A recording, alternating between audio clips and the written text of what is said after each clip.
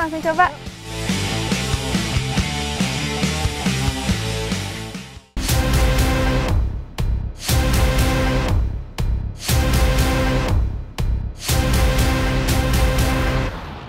Nah, jadi ini dia di kuping kirinya ada sobekan cukup besar dan anaknya yang dibawa kabur oleh macan tutul.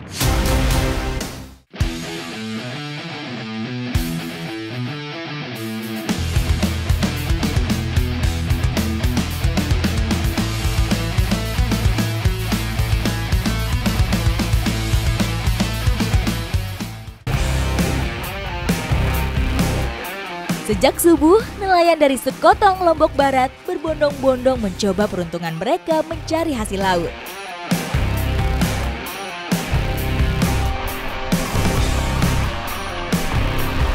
Berpacu dengan terbitnya matahari dan juga besarnya ombak bukan menjadi alasan para nelayan untuk tidak mencari hasil laut di Selat Lombok. Hari ini saya mau ikut mencarinya, ikuti jejak saya, jejak petualang. Puluhan hingga ratusan perahu nelayan yang tersebar di sini sudah mulai mencari spot terbaik mereka untuk menangkap ikan. Hidup para nelayan seperti ini memang sangat bergantung pada kondisi laut dan cuaca.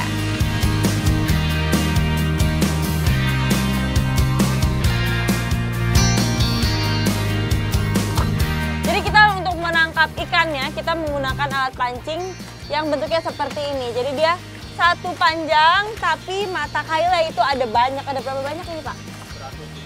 150 mata pancing.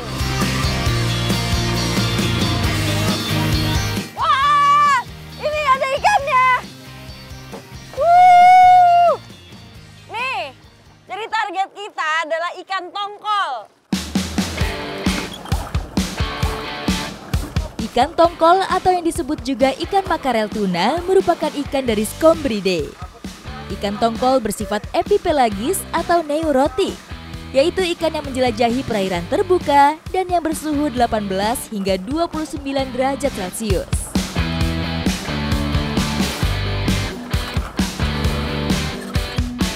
Ini banyak banget, ini ada 150 kail dan ini kita baru awalnya aja udah penuh semuanya.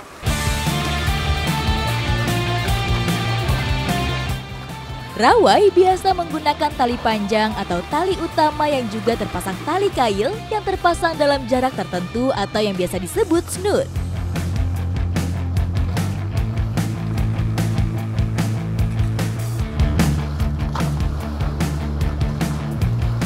Menggunakan teknik rawai ini sangatlah efisien karena bisa menangkap ikan target dalam jumlah yang sangat banyak. Saat musimnya, primadona laut ini memang mudah didapatkan dan hampir seluruh mata kail berhasil mendapatkannya.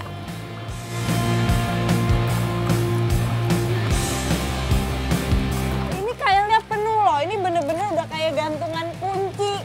Semuanya ada ikannya. Wah, keren! Sehari bisa dapat 500 sampai 1000. Ya, sampai 1000. 500 sampai 1000 ikan tongkol. Ribuan ekor ikan bisa mereka tangkap setiap hari hingga beberapa bulan ke depan.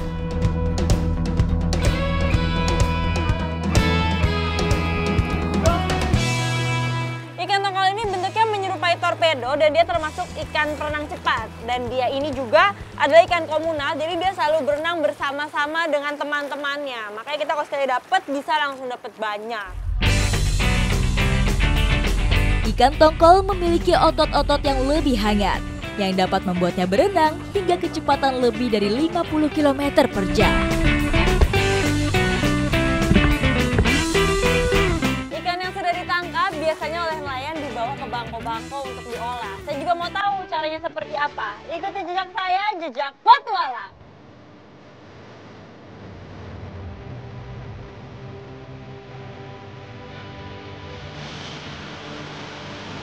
Di pinggir pantai, sudah banyak ibu-ibu yang menanti nelayan pulang dan membawa hasil tangkapan mereka.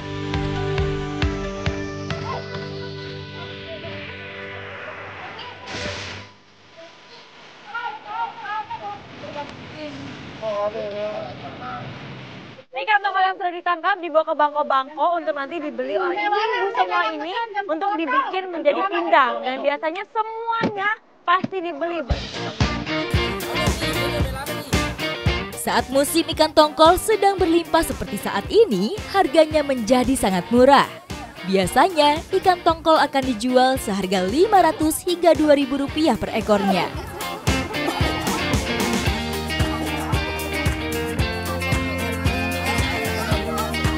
Ini mau kita bawa ke tempat bikin pindangnya. Ayo, Bu. Sama ibu yang punya Ya. larangan.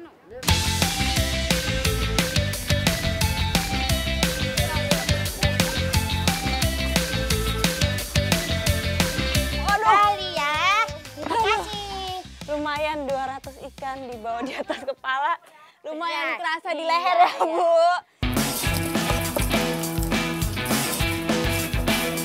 Pindang merupakan teknik pengolahan ikan dengan cara penggaraman dan perebusan. Pemindangan ikan bertujuan untuk mengawetkan hasil ikan yang ditangkap. Pengawetan produk pindang dapat diklasifikasikan sebagai produk setengah awet.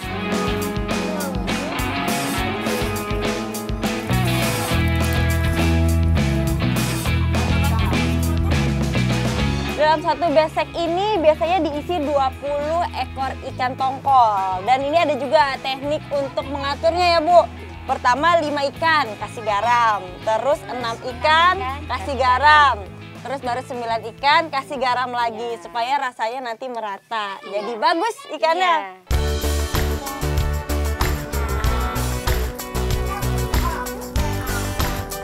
Ini udah langsung dipindang, Bu. Iya. Ayo, Bu, kita pindang. Ayo. Ayo.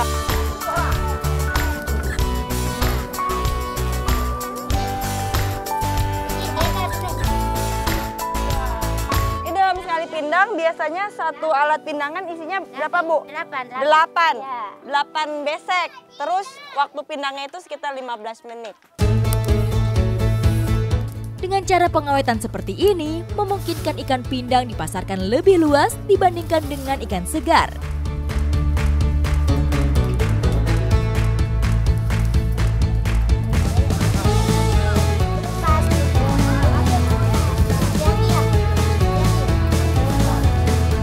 Jadi sekarang saya mau nyicipin Ayo. hasil pindangan kita ya, Bu.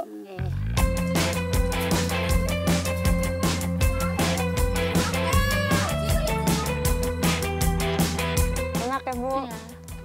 Ini karena emang ikannya segar baru ditangkap paginya, langsung dipindang. Rasanya itu segar sekali, plus dagingnya itu manis dan rasa asin dari garamnya itu pas.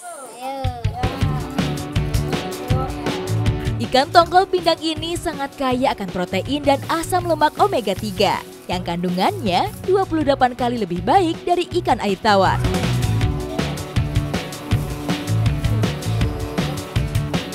Iya, kita sebagai masyarakat negara kepulauan harusnya sering-sering mengkonsumsi ikan. Karena kalau lihat dari hasil lautnya banyak sekali, nggak kalah sama negara-negara tetangga. Ikuti jejak saya, jejak petualang.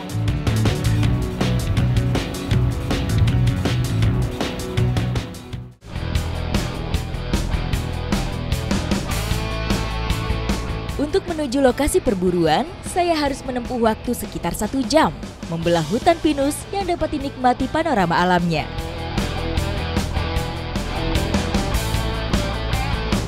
Ini kenapa saya harus numpang pakai truk, karena jalannya emang bener-bener ekstrim. Berbatu, tanjakannya curam, turunannya juga curam. Ini dari tadi juga saya kegoyang-goyang di atas ini.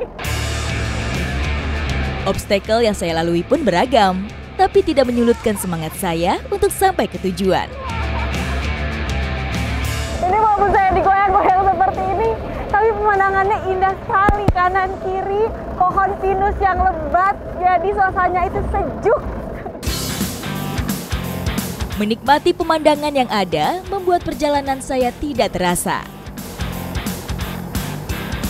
Ya, Pak. Wah, akhirnya setelah tergoyang-goyang saya sampai juga. Sebentar, saya turun dulu.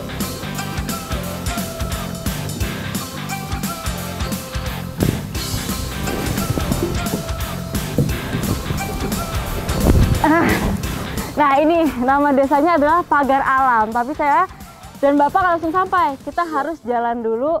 Berapa jauh Bapak kira-kira? 500 meter. 500-an meter kurang lebih ya. Iya, iya. Jadi ini yang akan kita ambil. Apa namanya? Lebah engang. Dan ya ini biasanya ada di pohon-pohon dan tinggi. Kalang ini dia ada di pohon pinus di ketinggian kurang lebih 15 meter. Serangga ini merupakan serangga endemik dari wilayah Asia Pasifik. Tawon Vespa umumnya dijumpai di semua habitat, baik di hutan, padang rumput, lahan pertanian, hingga kawasan pemukiman penduduk. Nah, ini jadi karena emang Akang ini ahli, udah terbiasa untuk melakukan hal ini, saya udah disiapkan alat pelindung untuk berjaga-jaga supaya tidak kena sangatannya.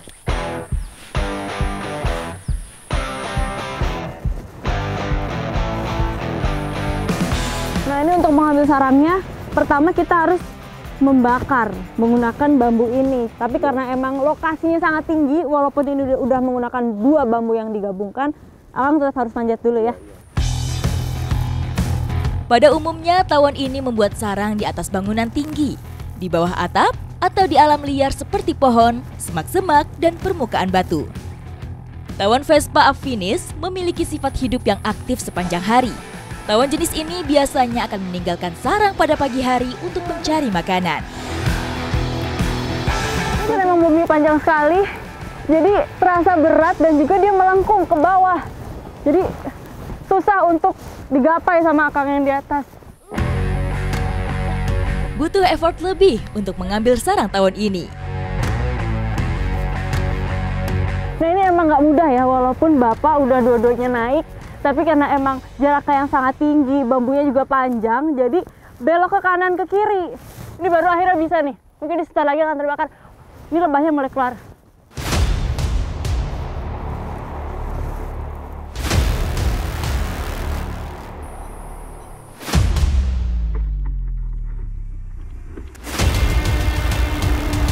Nah, ini kalau sarangnya udah terbakar seperti ini, fungsi bambu berubah menjadi alat untuk menjatuhkan sarangnya dengan cara ditusuk-tusuk atau didorong-dorong.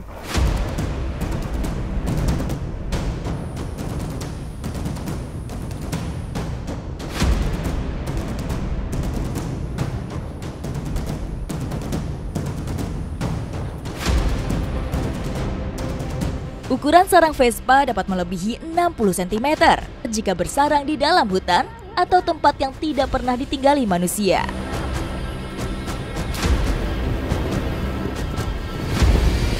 Nah, ini nih jadi yang kita cari adalah larvanya si lebah. Emang si lebah engang ini profilnya lebih panjang dari lebah biasanya. Larva tawon biasa dikonsumsi oleh masyarakat dengan diolah menjadi varian makanan. Saya pun ingin mencicipi salah satu menunya.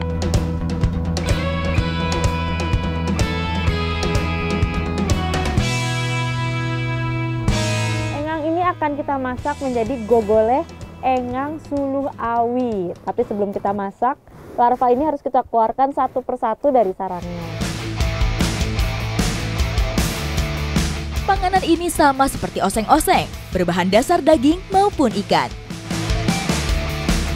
Wah, ini ternyata banyak juga hasilnya. Dan bermacam-macam, nggak cuma larva aja, tapi ada yang udah mulai bermata, seperti ini. Bahkan ada yang udah menyerupai bentuk engang dewasa, seperti ini.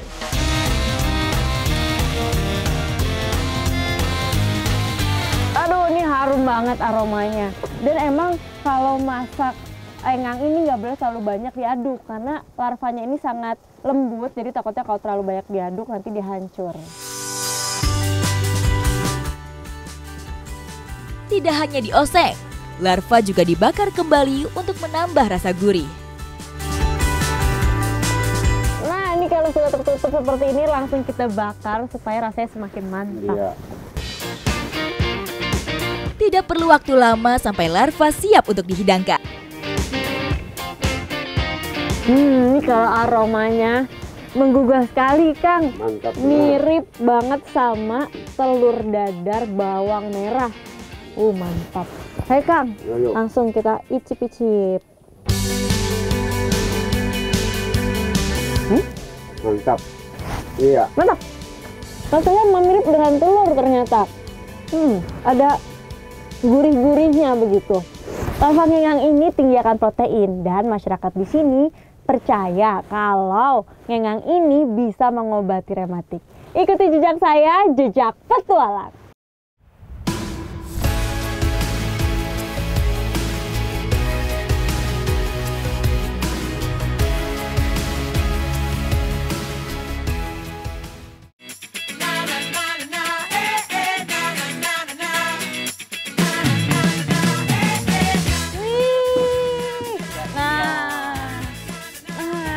Ini nih yang kita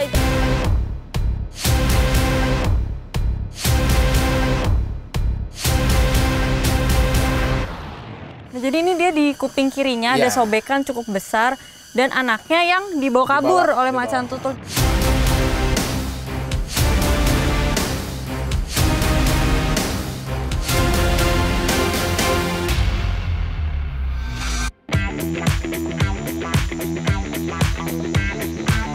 Konflik satwa liar dengan warga di kawasan Suaka Marga Satwa Gunung Sawal masih kerap terjadi. Umumnya, satwa liar turun ke pemukiman warga untuk memangsa ternak mereka. Kita udah nyampe ke lokasi kamera trap. Ini ya Pak? Yang akan kita periksa ya ini kamera trap. Oke. Coba periksa.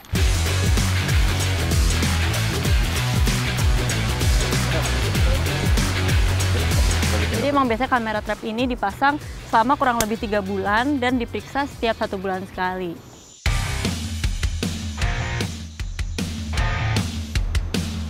Lebih dari 10 unit kamera dikonsentrasikan pada lokasi yang diduga menjadi wilayah jelajah macan tutul Jawa. Macan tutul Jawa hanya hidup di Pulau Jawa dan beberapa pulau di sekitarnya.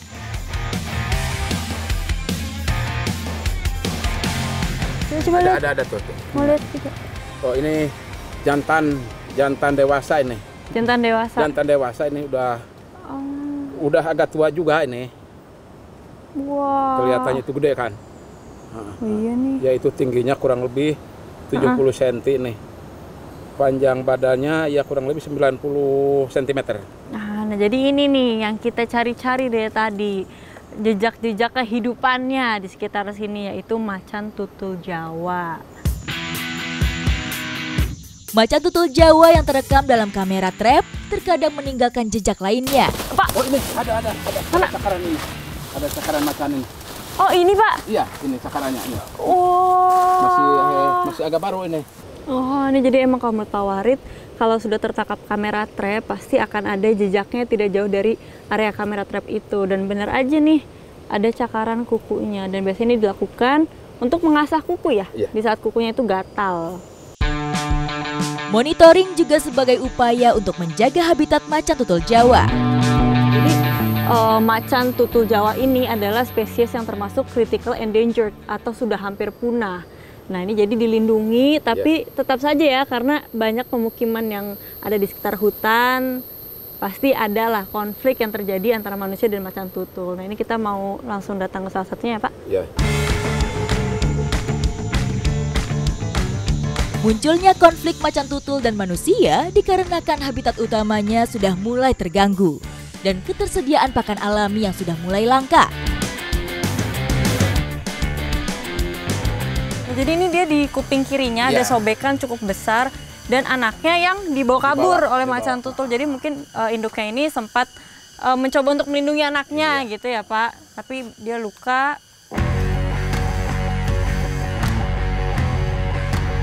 Ini kita di sini masang kamera trap untuk mengetahui apa sih macan tutul masih bisa masuk ke sini. Ini ya, kamera Pak? trapnya ya. Maaf Pak. Fenomena keluarnya macan tutul merupakan perilaku yang normal dilakukan oleh satwa teritorial, yaitu perebutan wilayah jelajah dan yang kalah harus keluar dari habitatnya.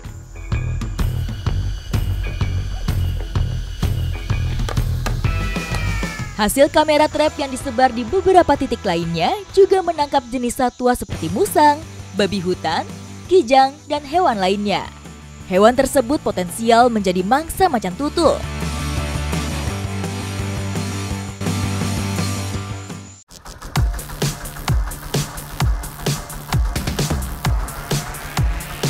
Desa Mojo, Kecamatan Ulu Jami, Kabupaten Pemalang menjadi destinasi petualangan saya berikutnya. Hari ini saya akan mencari biota laut di Laut Somal. Penasaran itu apa? Ikuti jejak saya, jejak petualang. Untuk mencari target buruan, kami harus berjalan ke tengah laut dan menggunakan jaring sebagai alat tangkapnya.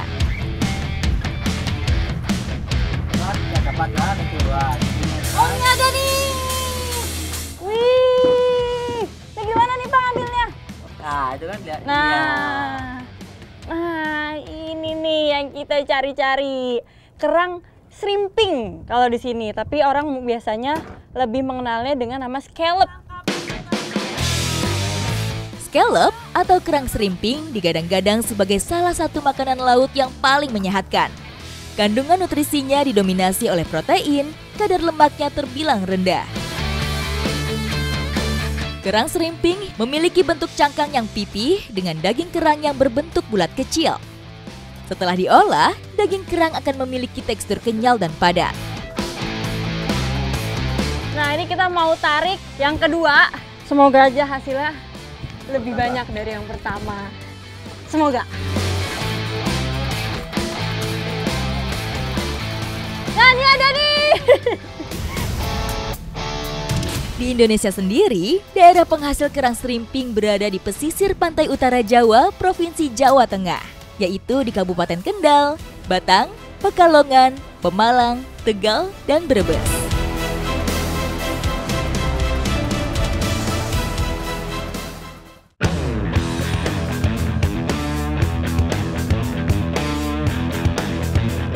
Mojo ini emang terkenal dengan berbagai macam kulinernya. Nah, kita mau coba nih.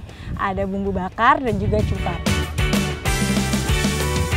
Sebelum diberi bumbu, kerang-kerang shrimping ini harus kita buka dulu. Nanti kita bakar, baru kita oleskan deh bumbunya di atasnya.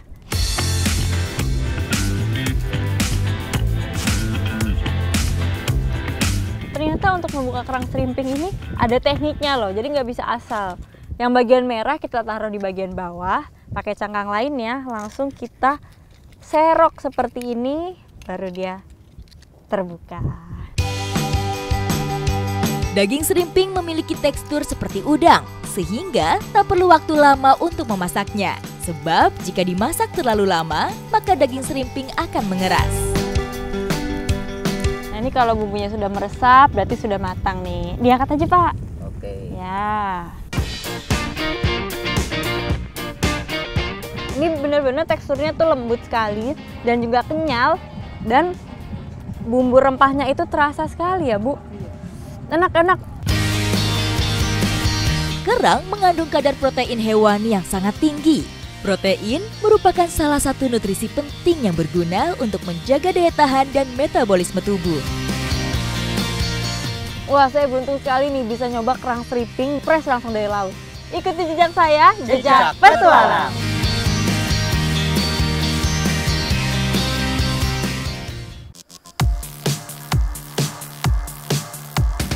Lereng Gunung Slamet seakan tak ada habisnya untuk saya jejaki.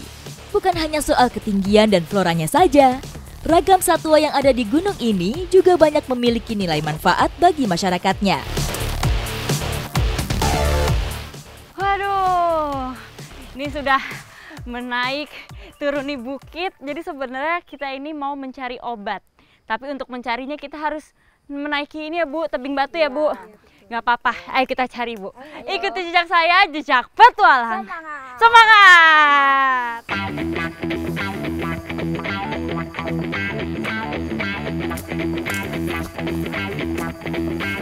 Obat yang kita cari ini biasanya hidup di tempat yang basah dan lembab, seperti di bawah-bawah batu. Di mana ini, Bu? Yang kira-kira anak obatnya. Oh, ini, Bu, ini, Bu! Bu! Bu! Bu! Bu! Jepit Bu. Nah, jadi ini dia yang kita cari-cari setelah naik turun Bukit Bebatuan. Ini adalah kelabang atau di sini namanya apa Bu disebutnya? Giombong. Giombong. Di balik racunnya yang cukup berbahaya, ternyata hewan yang masih berkerabat dengan kaki seribu ini memiliki manfaat bagi manusia.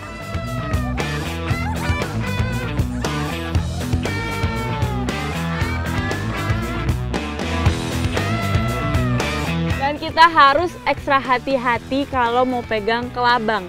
Karena dia di bagian depannya itu ada sungutnya yang beracun. Jadi kalau mau pegang pakai tangan harus kita lepas dulu racunnya.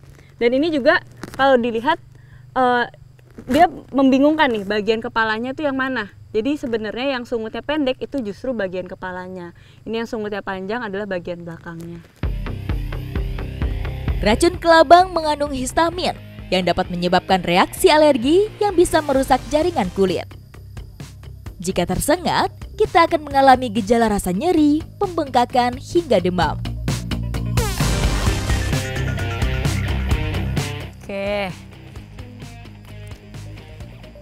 Nah ini kalau sungutnya udah nggak ada, dia sudah tidak ada bisanya, berarti sudah aman untuk kita pegang langsung dengan tangan. Seperti ini.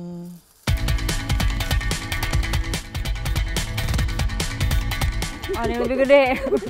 Jadi emang ukurannya bervariasi sampai 40 cm ya Bu paling panjang. Dan ini sebelum kita manfaatkan menjadi obat pastinya harus diolah dulu.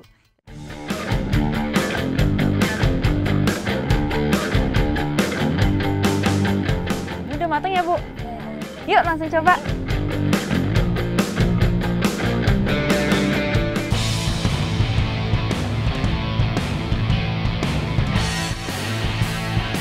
Nah, kali ini saya mau bikin kelabang bumbu bakar. Bagian dari kelabang yang bisa dimanfaatkan adalah daging dan minyaknya.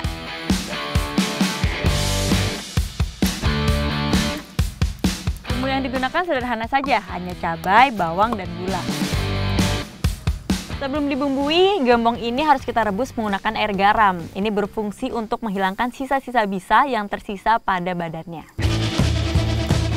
Hewan yang terlihat menyeramkan dan menjijikan ini ternyata memiliki khasiat jika diolah dengan benar. Udah ini Bu? Nah, ini begitu masak, bisanya sudah hilang, bisa langsung kita bumbui.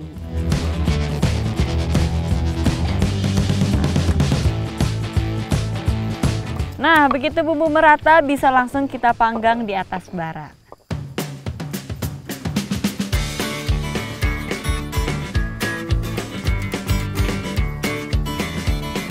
Ini udah matang ya Bu? Yuk langsung coba.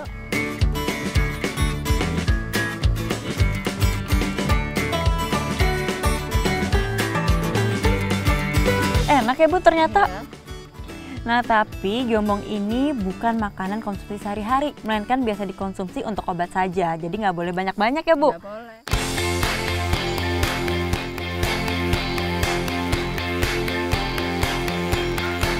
Nah gembong ini dipercaya bisa mengobati berbagai macam penyakit kulit. Apa aja itu Bu? Contohnya panu. Panu bisa. Kadas kuras semua bisa ya Bu? Bisa. Nah jadi banyak orang yang menganggap ini berbahaya atau membahayakan. Padahal kelabang atau giombong ini punya banyak sekali manfaat. Ikuti jejak saya, Jejak Petualang.